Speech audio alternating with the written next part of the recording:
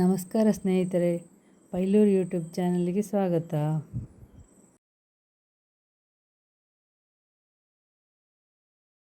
ನೋಡಿ, ಇದು ಕದಳಿ ಬಾಳೆಕಾಯಿಯಿಂದ ನೀವು ಹಪ್ಪಳೆಲ್ಲ ಮಾಡಿದ್ದು ನೋಡಿರ್ಬೋದು. ಅದೇ ರೀತಿ ಈ ವಿಡಿಯೋದಲ್ಲಿ ಇನ್ನೊಂದು ರೆಸಿಪಿಯನ್ನು ನೀವು ನೋಡ್ಬೋದು. ಇದನ್ನು ಹೇಗೆ ಮಾಡೋದು ಅಂತ ನೋಡಿಕೊಂಡು ಬರೋದು. ಈಗ ಬಾಳೆಕಾಯಿಯನ್ನೆಲ್ಲ ಈ ಥರ ಸಪ್ರೇಟ್ ಮಾಡಿ ಹಾಕ್ತಾ ಇದ್ದೇನೆ. ಮತ್ತು ಚೆನ್ನಾಗಿ ತೊಳ್ಕೊಳ್ಳುವ. ಈ ರೆಸಿಪಿಯನ್ನು ಯಾವ ಬಾಳೆಕಾಯಿಂದಾದರೂ ಮಾಡ್ಬೋದು. ಇದೆಲ್ಲ ಚೆನ್ನಾಗಿ ತೊಳ್ಕೊಂಡಿದ್ದೇನೆ. ಇದನ್ನೀಗ ಕುಕ್ಕರಿಗೆ ಹಾಕಿಕೊಳ್ತಾ ಇದ್ದೇನೆ.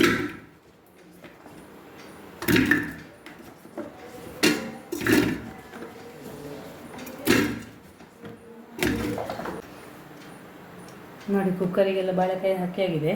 ಈಗ ಇದಕ್ಕೆ ನೀರು ಹಾಕ್ತಾ ಇದ್ದೇನೆ. ಅದು ಮುಳುಗುವಷ್ಟು ನೀರು ಹಾಕಿಕೊಂಡಿದ್ದೇನೆ.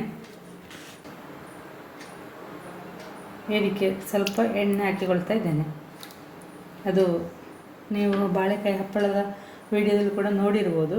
ಇದು ಪಾತ್ರ ತೊಳಿಲಿಕ್ಕೆ ಅಂದರೆ ಕುಕ್ಕರ್ ತೊಳಿಲಿಕ್ಕೆಲ್ಲ ಸುಲಭ ಆಗ್ತದೆ. ಇಲ್ಲಾಂದರೆ ಅದಕ್ಕೆ ಮೇಣೆ ಹಿಡ್ಕೊಳ್ತದೆ. ಈಗ ಒಲೆ ಮೇಲೆ ಇಟ್ಟಿದ್ದೇನೆ. ಒಂದು ವಿಸಿಲಾದ ಮೇಲೆ ಉರಿ ಸಿಮ್ಮಲ್ಲಿ ಇಟ್ಟುಕೊಂಡು 20 ನಿಮಿಷ ಬೇಯಿಸ್ಕೊಳ್ಬೇಕು. ನೋಡಿ, ಇದು ನಿನ್ನೆ ಬೇಯಲಿಕ್ಕಿಟ್ಟದ್ದು ರಾತ್ರಿ. ಈಗ ಇವತ್ತು ಬೆಳಿಗ್ಗೆ ಈಗ ಇದು ಮಚ್ಚಲು ತೆಗೆದಿಗೆ ಇದನ್ನು ಸೆಂಡಿಗೆ ಮಾಡಲಿಕ್ಕೆ ಹೊರಡ್ತಾ ಇದ್ದೇವೆ. ಈಗ ಬಾಳೆಕಾಯಿ ಎಲ್ಲ ಬೆಂದಿದೆ. ಇದನ್ನೀಗ ಮಿಕ್ಸಿಗೆ ಹಾಕಿ ರುಬ್ಬಿಕೊಳ್ಳುವ. ಸಿಪ್ಪೆ ತೆಗೆದು ಮಿಕ್ಸಿಗೆ ಕಟ್ ಮಾಡಿ ಹಾಕಿದರೆ ರುಬ್ಬಲಿಕ್ಕೆ ಸುಲಭ. ಸ್ವಲ್ಪ ನೋಡಿ, ಈ ಥರ ಹಾಕಿಕೊಳ್ತಾ ಇದ್ದೇನೆ.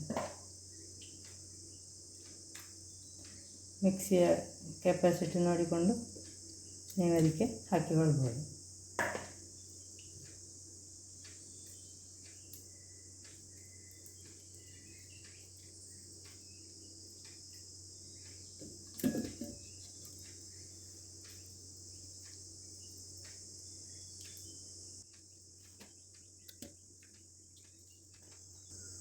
ಈಗ ಇದಕ್ಕೆ ನೀರು ಹಾಕಿಕೊಳ್ತಾ ಇದ್ದೇನೆ.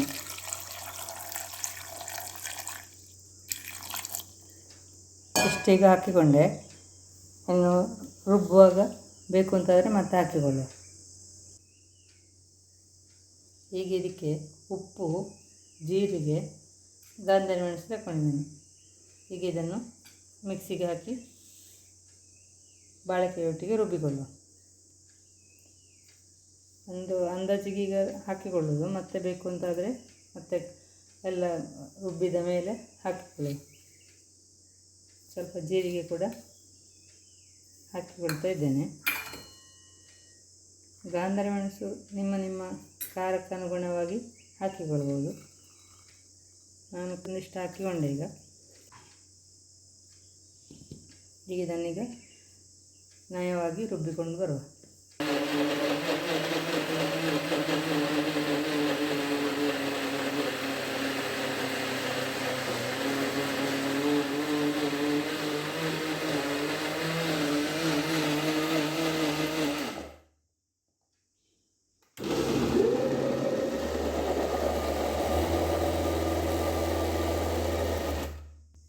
ಇದಕ್ಕೀಗ ಸ್ವಲ್ಪ ನೀರು ಬೇಕು.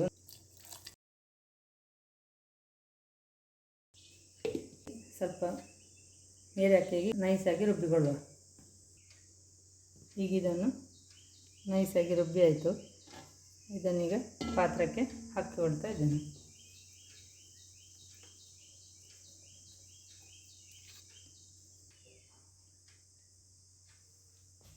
ಈಗ ಎರಡನೇ ಬಾರಿ ಕೂಡ ಹೀಗೆ ಸಿಪ್ಪೆ ತೆಗೆದು ಇದಕ್ಕೆ ಹಾಕಿಕೊಳ್ತಾ ಇದ್ದೇನೆ. ಗಾಂಧಾರಿ ಮೆಣಸು ಇಲ್ಲದವರು ಹಸಿಮೆಣಸು ಕೂಡ ರುಬ್ಬುವಾಗ ಹಾಕಿಕೊಳ್ಬೋದು. ಬೇಕು ಅಂತಾದರೆ ಕಟ್ ಮಾಡಿ ಕೂಡ ಹಾಕಿಕೊಳ್ಬೋದು. ಇಲ್ಲದಿದ್ದರೆ ರುಬ್ಬುವಾಗಾದರೂ ಹಾಕಿಕೊಳ್ಳಬಹುದು. ಎಲ್ಲವನ್ನು ಹೀಗೆ ಮಿಕ್ಸಿಯಲ್ಲಿ ರುಬ್ಬಿಕೊಳ್ತಾ ಇದ್ದೇನೆ.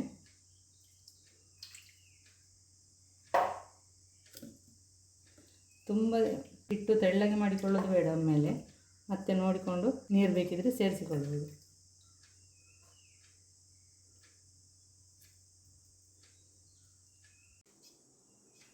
ಮಿಕ್ಸಿ ಜಾರಿಗೆ ಸ್ವಲ್ಪ ನೀರು ಹಾಕಿ ಕೂಡ ಇದಕ್ಕೆ ಸೇರಿಸಿಕೊಂಡಿದ್ದೇನೆ. ಈಗ ಇದಕ್ಕೆ ಜೀರಿಗೆ, ಗಾಂಧಾರಿ ಮೆಣಸೆಲ್ಲ ಸಾಕು ಹಾಕಿ. ನೀವು ಅದೇ ಗಾಂಧಾರಿ ಮೆಣಸಿಲ್ಲದವರು ಹಸಿಮೆಣಸಾದರೂ ಕೂಡ ರುಬ್ಬುವಾಗ ಹಾಕಿಕೊಳ್ಳಬಹುದು. ಅದು ಮೊದಲನೇ ಸಲ ರುಬ್ಬಿಕೊಳ್ಳುವಾಗ ಉಪ್ಪು, ಜೀರಿಗೆ, ಮೆಣಸೆಲ್ಲ ಒಂದು ಅಂದಾಜಿಗೆ ಹಾಕಿಕೊಂಡ್ರೆ ಅದರಲ್ಲಿ ಯಾವುದಾದ್ರು ವ್ಯತ್ಯಾಸ ಮಾಡಿಕೊಳ್ಬೇಕು ಅಂತಾದರೆ ನೆಕ್ಸ್ಟ್ ಎರಡನೇ ಬಾರಿ ರುಬ್ಬಿಕೊಳ್ಳುವಾಗ ಯಾವುದಕ್ಕೆ ಬೇಕಾದರೂ ಅಡ್ಜಸ್ಟ್ ಮಾಡಿಕೊಳ್ಬೋದು. ಹಾಗೆ ಎಲ್ಲವನ್ನು ರುಬ್ಬಿ ಆದ ಮೇಲೆ ಈಗ ಈ ಪಾತ್ರಕ್ಕೆ ಹಾಕಿದ್ದನ್ನು ಈಗ ಚೆನ್ನಾಗಿ ಮಿಕ್ಸ್ ಮಾಡಲಿಕ್ಕೆ ಉಂಟು. ನಿಮಗೆ ಇನ್ನೂ ಇದು ಖಾರ ಸಾಕಾಗಲಿಲ್ಲ ಅಂತಾದರೆ ಸಣ್ಣಕ್ಕೆ ಹಸಿಮೆಣಸು ಕೂಡ ಕಟ್ ಮಾಡಿ ಸೇರಿಸಿಕೊಳ್ಬೋದು. ಇದಕ್ಕೀಗ ಖಾರ ಎಲ್ಲ ಸಾಕು, ಜೀರಿಗೆಯೂ ಸಾಕು. ಉಪ್ಪು ಬೇಕು ಅಂತಾದರೆ ಈಗ ಒಂದು ಸಲ ಮಿಕ್ಸ್ ಮಾಡಿ ನೋಡಿಕೊಳ್ಳು. ಈಗ ಚೆನ್ನಾಗಿ ಮಿಕ್ಸ್ ಮಾಡಿಕೊಳ್ಬೇಕು. ಇದು ಹಪ್ಪಳದ ಹಿಟ್ಟಿನಷ್ಟು ತೆಳ್ಳಗಾಗೋದು ಬೇಡ ಈ ಹಿಟ್ಟು.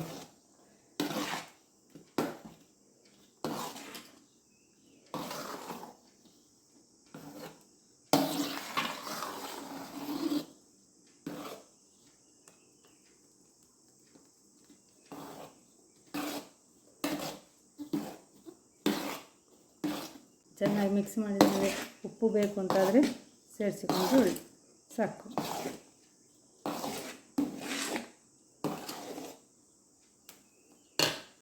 ಈಗ ಒಂದು ಬಾರಿ ಚೆನ್ನಾಗಿ ಮಿಕ್ಸ್ ಮಾಡಿಕೊಂಡೆ. ಇದಕ್ಕೆ ಉಪ್ಪು ಬೇಕಾಗ್ತದೆ, ಹಾಗೆ ಸ್ವಲ್ಪ ಉಪ್ಪು ಸೇರಿಸಿಕೊಳ್ತಾ ಇದ್ದೇನೆ. ಇದನ್ನೀಗ ಮಿಕ್ಸ್ ಮಾಡಿಕೊಳ್ಳುವ.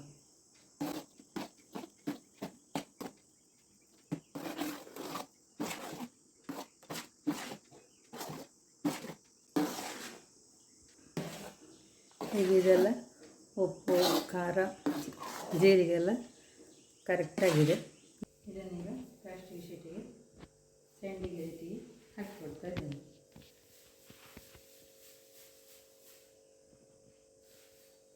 ಹೀಗೆ ಸೆಂಡಿಗೆ ಆಕೃತಿಗೆ ಅಂದರೆ ಸಣ್ಣ ಸಣ್ಣಕ್ಕೆ ಇದನ್ನು ಹಾಕಿಕೊಳ್ತಾ ಇದ್ದೇನೆ.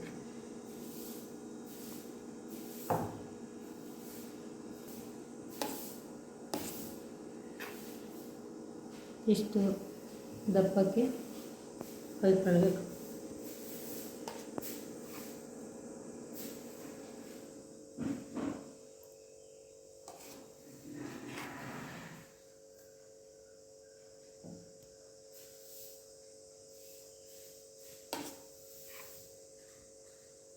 ಬೆಳಿಗ್ಗೆ ಬೇಗ ಮಾಡೋದ್ರಿಂದ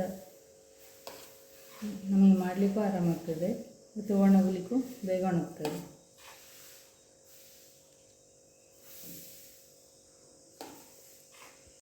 ಡೈನಿಂಗ್ ಟೇಬಲಲ್ಲಿ ಪ್ಲಾಸ್ಟಿಕ್ ಶೀಟ್ ಹಾಕಿ ನಾವು ಹಪ್ಪಳ, ಸಂಡಿಗೆಲ್ಲ ಮಾಡೋದಾದರೆ ಸುಲಭ ಆಗ್ತದೆ. ಕೆಳಗೆ ಕೂತ್ಕೊಂಡಾದರೆ ಮಾಡಲಿಕ್ಕೆ ಕಷ್ಟ ಆಗ್ತದೆ. ಅದಕ್ಕೋಸ್ಕರ ನಾವು ಈಗ ಡೈನಿಂಗ್ ಟೇಬಲಲ್ಲಿ ಪ್ಲಾಸ್ಟಿಕ್ ಶೀಟ್ ಹಾಕಿ ಸಂಡಿಗೆ, ಹಪ್ಪಳ ಇದೇ ರೀತಿ ಮಾಡಿಕೊಳ್ಳೋದು. ಮತ್ತು ಇದು ಫುಡ್ ಗ್ರೇಡಿನ ಪ್ಲಾಸ್ಟಿಕ್ಕು. ನೀವು ಹಪ್ಪಳ ಮಾಡಿದ್ದನ್ನು ನೀವು ನೋಡಿರ್ಬೋದು, ಅದರಲ್ಲಿ ಹೇಳಿದ್ದೇವೆ.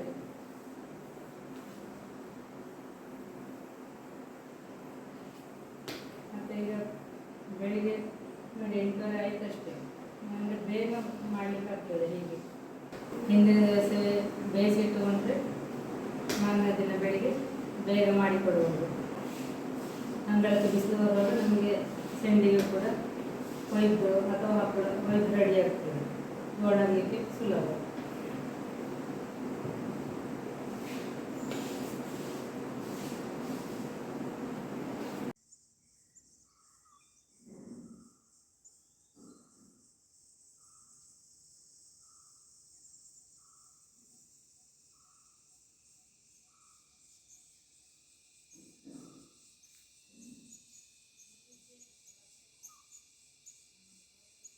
ನೋಡಿ ಇದೆಲ್ಲ ಒಣಗಿದೆ, ಸೆಂಡಿಗೆಗಳೆಲ್ಲ ಒಣಗಿದೆ. 3 ಬಿಸಿಲು ಹಾಕಿದ್ದೇವೆ. 3 ಬಿಸಿಲಲ್ಲಿ ನೋಡಿ ಶಬ್ದ ಕೇಳ್ತಲ್ಲ ನಿಮಗೆ, ಈ ರೀತಿ ಒಣಗಿದೆ. ಇದನ್ನಿನ್ನು ಪ್ಲಾಸ್ಟಿಕ್ ಕವರ್ ಒಳಗೆ ಹಾಕಿ ಎತ್ತಿಟ್ಟುಕೊಳ್ಬೋದು. ಇದು ತುಂಬ ದಿವಸಕ್ಕೆ ಬಾಳಿಕೆ ಕೂಡ ಬರ್ತದೆ. ನೋಡಿ ಇದು ಒಣಗಿದ್ದನ್ನೀಗ ಹುರಿತಾ ಇದ್ದೇವೆ, ಹೇಗೆ ಬರ್ತದೆ ಅಂತ ನೋಡಿ. ನೋಡಿ ಇದನ್ನೀಗ ಎಣ್ಣೆಗೆ ಹಾಕ್ತಾ ಇದ್ದೇನೆ. ನೋಡಿ ಬಾಳೆಕಾಯಿ ಸೆಂಡಿಗೆ.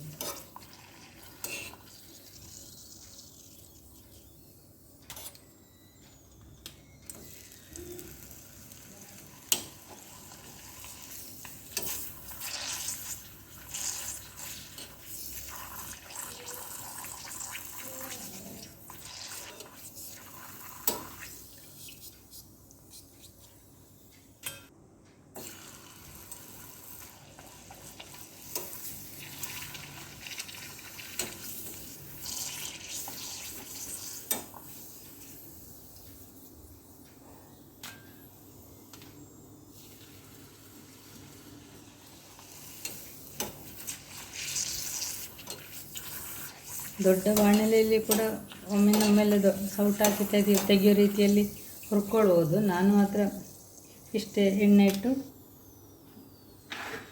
ಸ್ವಲ್ಪ ಹುರಿಲಿಕ್ಕೆ ಇರುವ ಕಾರಣ ಹಾಗೆ ಮಾಡ್ತಾ ಇದ್ದೇನೆ. ಹೀಗೆ ಒಗ್ಗರಣೆ ಸೌಟಲ್ಲಿ ಹುರಿತಾ ಇದ್ದೇನೆ.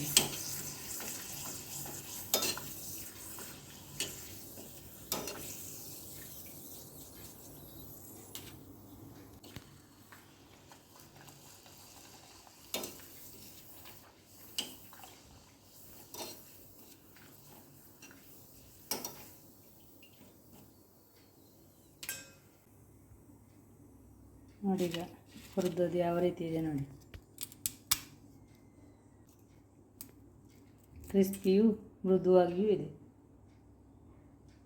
ನೀವು ಕೂಡ ಟ್ರೈ ಮಾಡ್ಬೋದು ನೋಡಿ. ಮಕ್ಕಳು ಎಷ್ಟು ಸಣ್ಣ ಕೂಡ ಕಟ್ಟಾಗಿ ಬರ್ತದೆ.